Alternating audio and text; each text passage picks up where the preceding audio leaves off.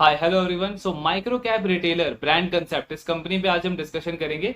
Fourth quarter के result इन्होंने अपने रिलीज किए, सो देखेंगे ओवरऑल नंबर्स कैसे रहे एंड आगे का क्या ग्रोथ आउटलुक वगैरह इस कंपनी से हम एक्सपेक्ट कर सकते हैं। सो ब्रांड कंसेप्ट का बिजनेस मॉडल अगर हम देखें तो ये company basically manufacturing and retailing के अंदर है।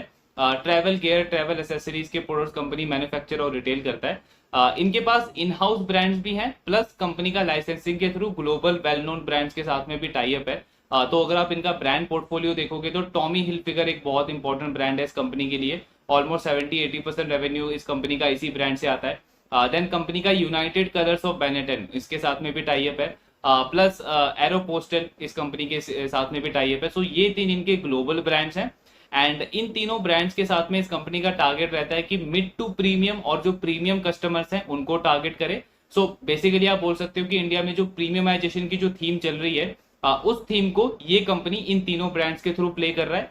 प्लस जो इनके खुद के इन हाउस ब्रांड्स हैं, तो एक तो इनका ब्रांड है द वर्टिकल में ये कंपनी बेसिकली मैन के रिलेटेड जो एसेसरीज होता है, आपका ट्रैवल बैग है, जिम बैग है, बेल्ट वगैरह है, ये सारे प्रोडक्ट्स की रिटेलिंग करता है। एंड एक और ब्रांड है इनका शुगर रश।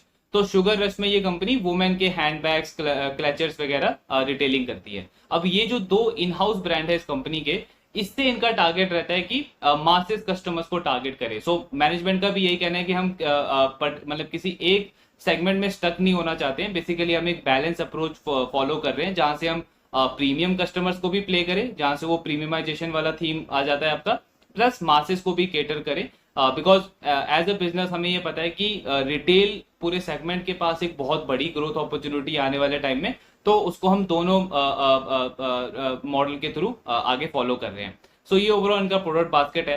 देन अगर आप इनका रेवेन्यू मॉडल देखोगे तो रेवेन्यू में कंपनी का 45% रेवेन्यू जो है वो ऑनलाइन चैनल के थ्रू आता है। सो ऑनलाइन चैनल एक मेन रेवेन्यू कॉन्ट्रीब्यूटर है इस कंपनी के लिए, जो अमेजॉन, फ्लिपकार्ट, मिंत्रा वगैरह से आता है इनका। देन इसके अलावा कंपनी के फिजिकल स्टोर्स हैं जो कंपनी ओन कंपनी ऑपरेटेड है, फ्रेंचाइजी मॉडल के थ्रू भी है, फ्रेंचाइजी ओन कंपनी ऑपरेटेड भी है। प्लस एक इनका B2B मॉडल भी है। सो B2B मॉडल में कंपनी क्या करती है, जो कॉर्पोरेट्स है उसके साथ में इनका टाई अप है एंड वहां पे जो गिफ्टिंग वगैरह होता है या इवेंट्स में जो प्रमोशंस वगैरह होते हैं उसमें कंपनी अपने प्रोडक्ट्स की रिटेलिंग करता है। तो उससे अराउंड 12-13% का रेवेन्यू आता है इस कंपनी का। सो ये ओवरऑल इनका रेवेन्यू मॉडल है। देन अगर आप एक्सपेंशन या प्रेजेंस देखोगे तो कंपनी बहुत छोटी कंपनी है, 700 करोड़ के आसपास का मार्केट कैप है इसका।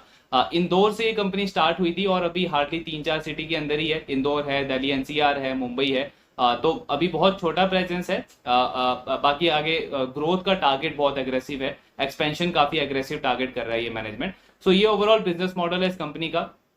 नंबर्स अगर हम देखते हैं कैसे नंबर्स इन्होंने डिलीवर किए हैं फोर्थ क्वार्टर के अंदर, तो अगर आप इस कंपनी का रेवेन्यू देखोगे तो उसमें ऑलमोस्ट 40% की ग्रोथ आई है इनके टॉप लाइन में। तो वहां पे तो अच्छी ग्रोथ रही है, पूरे फाइनेंशियल ईयर में कंपनी ने अच्छा ग्रोथ किया है। मेन प्रॉब्लम है कंपनी के प्रॉफिटेबिलिटी के अंदर, बिकॉज फोर्थ क्वार्टर में इस कंपनी का जो मार्जिन है, ऑपरेटिंग प्रॉफिट मार्जिन, वो 13% से कम होकर के 9% पे आ गया है। तो एक बहुत बड़ा फॉल देखने को मिला है हमें इस कंपनी के मार्जिन के अंदर। प्लस इसका इंपैक्ट कंपनी के नेट प्रॉफिट के ऊपर हुआ है, बिकॉज इस कंपनी का जो पैट है, नेट प्रॉफिट जो है, वो 40% से डी ग्रो हुआ है कंपेयर टू लास्ट ईयर। तो आई मीन ऑब्वियसली ये बहुत नेगेटिव है किसी भी बिजनेस के लिए कि आपका मार्जिन भी डिक्लाइन हुआ है, प्लस नेट प्रॉफिट में भी 40% का फॉल देखने को मिला है। सो रिजल्ट अनडाउटेडली काफी खराब रहे हैं इस कंपनी के लिए। हाँ, टॉप लाइन की ग्रोथ तो आपने अच्छी रखी है। इनफैक्ट अगर आप पूरे FY24 में देखोगे तो ये बिजनेस ने 54-55% से अपने सेल्स को ग्रो किया है, टॉप लाइन को ग्रो किया है। मतलब बिजनेस की ग्रोथ तो अच्छी आई है, लेकिन मार्जिन में वहां पे भी डिक्लाइन देखने को मिला है। और प्रॉफिट का नंबर अगर आप पूरे साल का देखोगे तो हार्डली 10% की ग्रोथ देखने को मिली है इनके नेट प्रॉफिट के अंदर। सो टॉप लाइन की ग्रोथ 54-55%, बट बॉटम लाइन में बहुत अच्छी ग्रोथ नहीं आ रही है। इनफैक्ट फोर्थ क्वार्टर में तो एक बहुत बड़ा फॉल देखने को मिला इस कंपनी के पैट के अंदर। तो यहाँ पे प्रॉब्लम क्या चल रहा है, बेसिकली अगर आप कंपनी का मैनेजमेंट का अगर आप कॉन कॉल देखोगे थर्ड क्वार्टर का, तो उसमें कंपनी का इन्होंने क्लियरली एक्सेप्ट किया है कि ग्राउंड पे जो डिमांड है वो उस लेवल की नहीं है जो लास्ट कुछ क्वार्टर्स में थी या पिछले कुछ सालों में थी। तो डिमांड में थोड़ी बहुत सॉफ्टनेस देखने को मिली है। प्लस जो मॉल्स वगैरह, मॉल्स के जो ऑपरेटर्स हैं उनसे भी जो कंपनी का डिस्कशन हुआ है, मैनेजमेंट का जो डिस्कशन हुआ है, सो उनका भी यही कहना है कि जो फुटफॉल है कंज्यूमर्स का, वो पहले के कुछ सालों के कंपैरिजन में काफी कम हुआ है पूरे FY24 के अंदर। इसीलिए कंपनी भी उस लेवल का ग्रोथ अच्छी, आई मीन डिमांड ग्राउंड पे नहीं देख पा रही है। अब मैनेजमेंट ये कह रहा है कि डिमांड वैसी नहीं है, लेकिन फिर भी जो आप हमारा 40 50 60% का जो ग्रोथ देख रहे हो टॉप लाइन में, ये ग्रोथ कहां से आ रहा है? ये ग्रोथ आ रहा है नए स्टोर से। सो रिटेल में एक्चुअली एक बहुत इंपॉर्टेंट चीज होती है सेम स्टोर सेल्स ग्रोथ, या जिसको लाइक फॉर लाइक ग्रोथ भी बोलते हैं। इससे आपको क्या पता चलता है कि एक जो रिटेलर है उसके लास्ट ईयर जितने भी स्टोर थे उसके ऊपर कितनी ग्रोथ आई है। बिकॉज अगर जो आपके एग्जिस्टिंग स्टोर के ऊपर अगर ग्रोथ नहीं आ रहा है, फॉर एग्जाम्पल अगर वहां पे जीरो ग्रोथ है, फ्लैट है, एंड फिर भी अगर बिजनेस 20% की ग्रोथ डिलीवर कर रहा है या 25% की ग्रोथ डिलीवर कर रहा है, तो इसका मतलब क्या है कि वो 20-25% की ग्रोथ कंपनी नए स्टोर्स के थ्रू ला रहा है। अब ये सस्टेनेबल नहीं है, बिकॉज नए स्टोर आप कितने एक्सपैंड कर लोगे, एक लिमिट तक ही आप नए स्टोर ओपन कर सकते हो। अगर आपके पुराने वाले स्टोर से ही बिजनेस नहीं आ रहा है, इसका मतलब क्या, वहां पे ग्रोथ नहीं है, तो मतलब वहां पे आपका प्रॉफिटेबिलिटी भी नहीं बढ़ेगी। सो इवेंचुअली आपको दिखेगा कि उन कंपनीज के मार्जिन भी डिक्लाइन होंगे आगे चल के, प्लस उनका पैड भी अच्छे लेवल से ग्रो नहीं होगा। तो रिटेलर के लिए बहुत इंपॉर्टेंट है कि जो उनके एग्जिस्टिंग स्टोर है, जिसको हम सेम स्टोर सेल्स ग्रोथ बोलते हैं, वो एक हेल्दी लेवल तक रहना चाहिए, उसमें बहुत बड़ा फॉल नहीं आना चाहिए। तो ब्रांड कंसेप्ट की मैनेजमेंट का ये कहना है कि जो आप हमारा 40 50 60% का ग्रोथ देख रहे हो, इसको मेनली ड्राइव किया हमारे नए स्टोर्स ने। कंपनी ने अराउंड 14 15 नए स्टोर्स ऐड किए पूरे FY24 में, तो वहां से कंपनी को अच्छी ग्रोथ देखने को मिली है। बाकी like to like growth company का अच्छा नहीं रहा है। ओवरऑल रिटेल के अंदर सिनारियो क्या चल रहा है कि कोविड का जो 1-2 साल का पीरियड था, उसमें रिस्ट्रिक्शन बहुत ज्यादा थी कंज्यूमर के ऊपर। सो वहां पे कोई भी बाहर नहीं जा सकता, कोई ट्रैवलिंग नहीं है, कोई इवेंट नहीं है। तो वो जो 1-2 साल का रिस्ट्रिक्शन था, उसमें उसमें जैसे ही वो रिस्ट्रिक्शन हटी, तो हमने हर एक रिटेल बिजनेस में देखा, कंज्यूमर बिजनेस में देखा कि एक एक काइंड ऑफ रिवेंज बाइंग देखने को मिला था हमें कंज्यूमर्स की तरफ से। चाहे आप PVR के रिजल्ट देखो, आप एयरलाइन कंपनीज के रिजल्ट देखो, या फिर आप ट्रैवल कंपनीज के रिजल्ट देखो, हर एक कंज्यूमर बिजनेस ने काफी अच्छा परफॉर्म किया पिछले 2-3 साल के अंदर। इनफैक्ट अगर हम ब्रांड कंसेप्ट की बात करें, तो इनका ही सेल्स ऑलमोस्ट 3 गुना 4 गुना बढ़ गया था सिर्फ 2 साल के अंदर।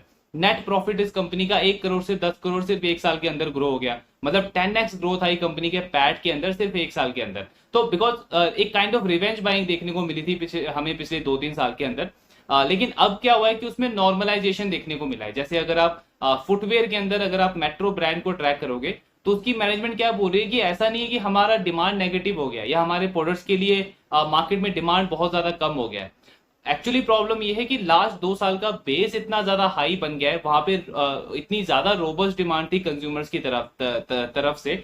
सो उस डिमांड में एक नॉर्मलाइजेशन देखने को मिला है, जिसकी वजह से हम उस हाई बेस के ऊपर आप हमें कंपेयर कर रहे हो, तो हमारे ग्रोथ बहुत अच्छे नहीं आ रहे हैं। अदरवाइज डिमांड में कुछ नेगेटिव नहीं है, ये जस्ट एक नॉर्मलाइजेशन ट्रेंड है। सो वही चीज ब्रांड कंसेप्ट भी कह रहा है कि डिमांड वाइज कुछ ऐसा नेगेटिव नहीं है, लेकिन हाँ लास्ट 1-2 साल से अगर आप कंपेयर करोगे, तो हमारे स्टोर्स में या फिर जो मॉल्स हैं, वहां पे फुटफॉल वगैरह जो है उसमें डिक्लाइन देखने को मिला है, जिसकी वजह से थोड़ी बहुत सॉफ्टनेस आई है डिमांड में। और हमने उसको कैसे केटर किया है, हमने नए स्टोर्स ओपन किए हैं, नए रेवेन्यू के चैनल ऐड किए हैं, जिसकी वजह से हमारा ओवरऑल ग्रोथ, जैसे अगर आप इनका कॉर्पोरेट वाला सेगमेंट देखोगे, तो ये पहले नहीं था, ये अभी रिसेंटली ही ऐड किया है कंपनी ने। तो इस तरीके से कंपनी स्ट्रेटेजाइज कर रही है, जिससे इनका टॉप लाइन का ग्रोथ काफी अच्छा लग रहा है 40-50% के आसपास। प्लस यहां से भी आगे का बहुत एग्रेसिव प्लान है कंपनी का। सो आगे का अगर आप 1.5-2 साल का इनका टारगेट देखोगे, तो इनका टारगेट है कि आज के टाइम पे हमारे लगभग 42 के आसपास स्टोर्स हैं, इसको हम 100 स्टोर्स तक लेके जाना चाहते हैं अगले 1.5 से 2 साल के अंदर। मतलब डबल से भी ज्यादा स्टोर एक्सपेंशन कंपनी प्लान कर रही है अगले 1.5 से 2 साल के अंदर।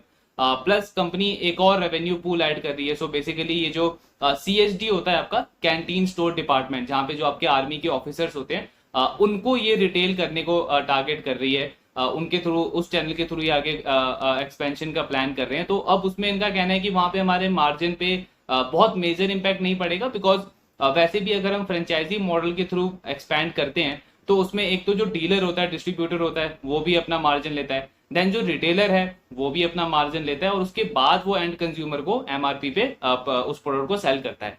तो इस वाले मॉडल में क्या होगा, जो CSD वाला मॉडल है, जो उनके कैंटीन ऑपरेटर्स हैं, वो 9% के आसपास फिक्स मार्जिन अपना लेंगे, एंड बाकी का डायरेक्ट वो कंज्यूमर को पास ऑन करेंगे। तो कंपनी का कहना है कि इस मॉडल से कोई मेजर इंपैक्ट नहीं पड़ने वाला हमारे मार्जिन के ऊपर।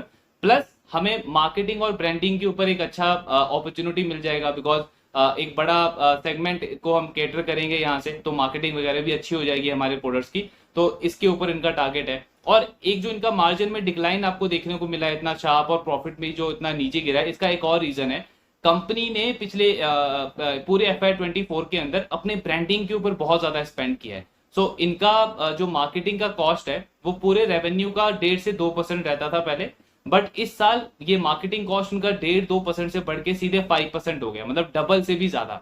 अब कंपनी ने क्या किया है कि थर्ड क्वार्टर के अंदर इन्होंने अर्जुन रामपाल जी जो हैं उनको एज अ ब्रांड एम्बेसडर इन्होंने ऑनबोर्ड किया है। एक अपना फर्स्ट एडवर्टीजमेंट लॉन्च किया इन्होंने थर्ड क्वार्टर के अंदर, और जो आईसीसी क्रिकेट वर्ल्ड कप था उसके अंदर भी इन्होंने ब्रांडिंग वगैरह के ऊपर काफी अच्छा खासा इन्वेस्टमेंट किया है। सो जिसकी वजह से और कंपनी के मार्जिन में इंपैक्ट पड़ा और प्रॉफिट के ऊपर इंपैक्ट पड़ा। अब इसमें नेगेटिव चीज क्या है कि ग्रोथ तो देखो हर एक बिजनेस को चाहिए, एज अ शेयर होल्डर हमें भी वही बिजनेस अच्छा लगता है जिसमें ग्रोथ ज्यादा हो, लेकिन वो जो ग्रोथ है वो प्रॉफिटेबिलिटी के कॉस्ट पे नहीं आना चाहिए। बिकॉज हमने ऐसे बिजनेस देखे हैं, एंजल वन है, कल्याण है, सेंको है, बहुत सारी कंपनीज है जो आज के टाइम पे रैपिडली एक्सपैंड कर रही है, 40-50% पे अपने सेल्स को ग्रो कर रही है, अपने एक्सपेंशन को ग्रो कर रही है, लेकिन एटलीस्ट उनकी प्रॉफिट ग्रोथ नेगेटिव नहीं है। उनका प्रॉफिट ग्रोथ 10% है, 20% है, 25% है। ऑपरेटिंग लिवरेज नहीं मिलेगा चलेगा, लेकिन पैट डी ग्रो नहीं होना चाहिए, प्रॉफिट में नेगेटिव ग्रोथ नहीं आनी चाहिए। बिकॉज उसका मतलब क्या है कि पूरे साल जो शेयर होल्डर ने वेट किया अपने अपने कंपनी के लिए, और कंपनी ने उसको क्या रिवॉर्ड दिया, नेगेटिव रिवॉर्ड दिया, उसका ईपीएस डी ग्रो हो गया 50% से। तो ये एक बहुत बड़ा सेटबैक है शेयर होल्डर के लिए। सो कंपनी को चाहिए कि ग्रोथ तो करे, 40-50% की ग्रोथ बहुत अच्छी है, लेकिन एटलीस्ट उसको प्रॉफिटेबल रखे। अगर आप इसी क्वार्टर में देखोगे तो कंपनी का नेट प्रॉफिट जो है वो 2 करोड़ के आसपास से कम होकर के 1 करोड़ के आसपास आ गया, मतलब ऑलमोस्ट लॉस में जाने वाला है बिजनेस अगर इस तरीके से ये ट्रेंड कंटिन्यू रहा तो वो चीज हमें ट्रैक करनी है कि एक्सपेंशन तो करे ये बिजनेस, लेकिन वो प्रॉफिटेबिलिटी के कॉस्ट पे नहीं होना चाहिए, क्योंकि इवेंचुअली शेयर होल्डर को तो वहीं से रिटर्न आएगा। सो ये चीजें हमें आगे ट्रैक करनी है। बाकी स्टॉक में तो ऑब्वियसली अभी कुछ इंटरेस्ट बनता नहीं है। स्टॉक भी अगर आप देखोगे तो 63-64 के पी मल्टीपल पे स्टॉक करंटली ट्रेड कर रहा है। कुछ खास इंटरेस्ट बनता नहीं है, लेकिन बिजनेस को आगे ट्रैक करेंगे बिकॉज एक छोटा प्लेयर है, 700 करोड़ के आसपास का मार्केट कैप है। एंड रिटेल तो हमने बार बार बात करी है कि अनऑर्गेनाइज प्लेयर से ऑर्गेनाइज प्लेयर्स के पास में जो मार्केट शेयर जा रहा है, ये एक बहुत बड़ी थीम है अगले 10-15-20 साल। प्लस इसमें प्रीमियमाइजेशन वाला थीम भी आप ऐड कर सकते हो, बिकॉज इंडियन कंज्यूमर आज के टाइम पे ब्रांड्स को बहुत ज्यादा प्रेफर कर रहा है। एस्पिरेशन है कि बड़े बड़े ब्रांड जो ग्लोबल ब्रांड्स हैं उनको वो प्रेफर कर रहे हैं। तो उस थीम को भी अगर आप ऐड कर दोगे तो ग्रोथ स्कोप बहुत अच्छा है ऐसी कंपनीज के लिए। तो उसको ट्रैक तो करेंगे आगे, देखेंगे कौन कौन में मैनेजमेंट का क्या टारगेट है FY25 को लेकर के, एंड मोस्ट इंपॉर्टेंटली प्रॉफिटेबिलिटी के नंबर्स को लेकर के। सो ट्रैक करना कंटिन्यू रखेंगे, लेकिन स्टॉक में कुछ खास अभी इंटरेस्ट बनता नहीं है। तो ये ओवरऑल एनालिसिस था ब्रांड कंसेप्ट के ऊपर, एंड जो भी आपके डाउट्स हैं do let me know in the comment box. Thank you very much.